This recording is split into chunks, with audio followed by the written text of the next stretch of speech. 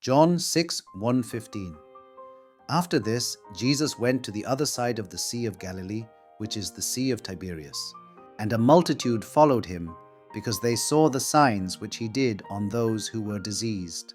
Jesus went up on the mountain, and there sat down with his disciples. Now the Passover, the feast of the Jews, was at hand.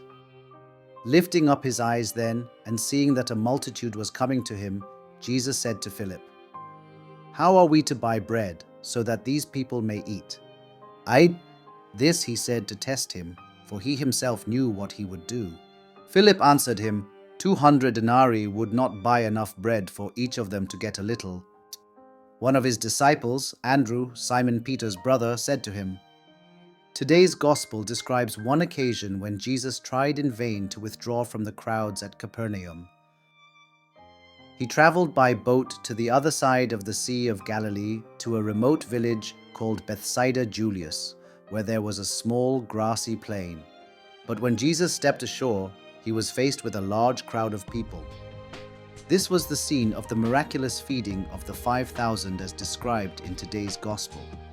This is the only miracle other than the resurrection that is told in all four gospels, a fact that speaks of its importance to the early church. Today's gospel passage invites us to become humble instruments in God's hands by sharing our blessings with our brothers and sisters. We may regard the incident in which Jesus multiplied loaves and fish in order to feed his hungry listeners, both as a miracle of divine providence and as a messianic sign.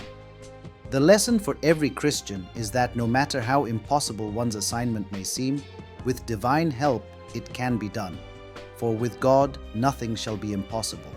Jesus used as his starting point for the miraculous meal a young boy's generous gift of all the food he had, perhaps to remind us that love is the prime requirement for salvation, and selfishness blocks the life-giving action of the grace of God in us. The early Christian community especially cherished this story because they saw this event as anticipating the Eucharist. As Christians, we need to commit ourselves to share all we have and are, and to work with God in communicating his compassion to all.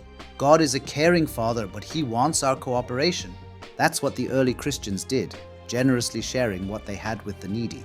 We and others in our time need to ask for the courage to share, even when we think we have nothing to offer. Whatever we offer through Jesus will have a life-giving effect in those who receive it. We are shown two attitudes in the gospel story, that of Philip and that of Andrew. Philip said, in effect, "The situation is hopeless, nothing can be done." But Andrew's attitude was, "I'll see what I can do, and I will trust Jesus to do the rest." We need to have Andrew's attitude. Amen. May God bless you all.